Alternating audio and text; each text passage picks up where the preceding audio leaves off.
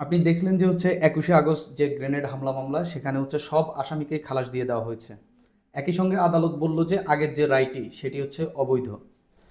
এর মধ্য দিয়ে আওয়ামী লীগের যে 24 নেতাকর্মী নিহত হলেন 2004 সালের 21শে আগস্ট এবং বহু জন আহত হলেন, এই নারকীয় ঘটনার ন্যায় বিচার পাওয়ার পথ কি রুদ্ধ হয়ে গেল?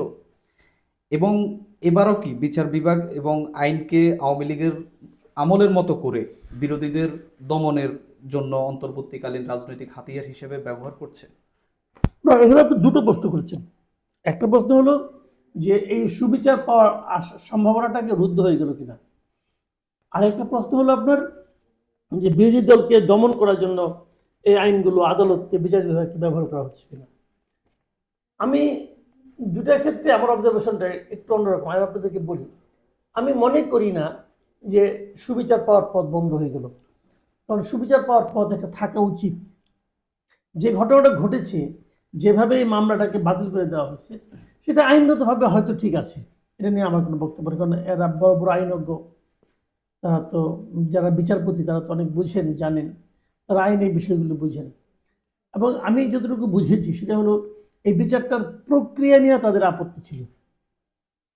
মানে বিচারটা যে প্রক্রিয়ায় হচ্ছিল সেই প্রক্রিয়া নিয়ে তাদের আপত্তি, যে কারণে তারা এই বিচারটাকে বাতিল করে দিয়েছে, পুরো বিচারটাই বাতিল করে দিয়েছে।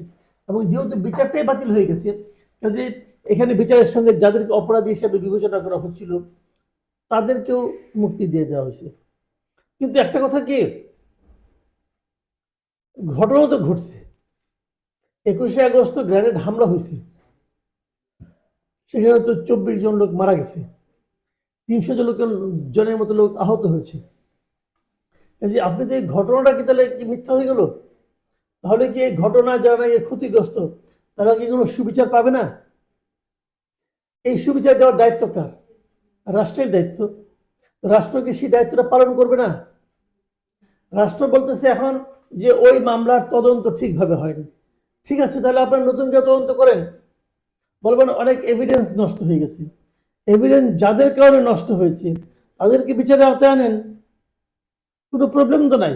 কিন্তু বিচার যদি না হয় সেটা হবে একটা বিরাট প্রহসন, মানুষ এটা নিয়ে ফান করবে, অলরেডি করছে। কিন্তু অনেকে বলতেছে যে তাহলে কি আইবি রহমানের মৃত্যু হয়েছিল কিভাবে, তার কি মৃত্যু ডায়রিয়াতে হয়েছিল?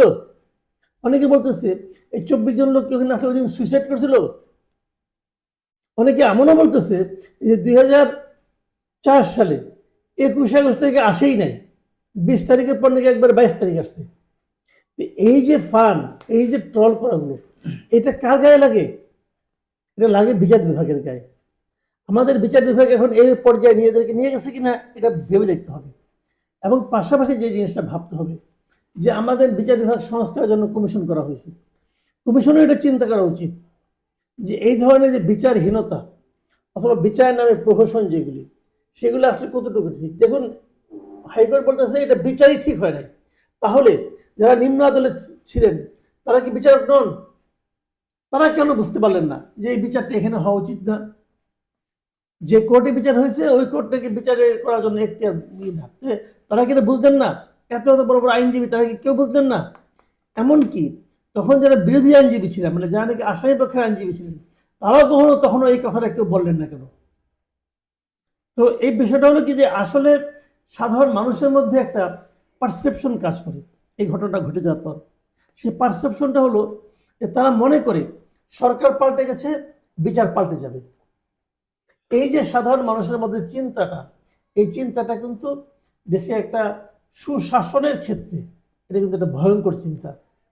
মানুষ মনে করে মানুষ আসলে একসময় সুবিচার হয়তো নাও পেতে পারে, যত বড় অন্যায় হোক, যদি সুবিচার দিতে না, যদি সরকার এখানে ইনভলভ হয়ে যায়, যদি রাজনীতি এখানে ইনভলভ হয়ে যায়, তাহলে সুবিচার মানুষ নাও পেতে পারে। এই ধরনের একটা ধারণা মানুষের মনে যত দিন যাচ্ছে ততই দৃঢ় হয়ে যাচ্ছে।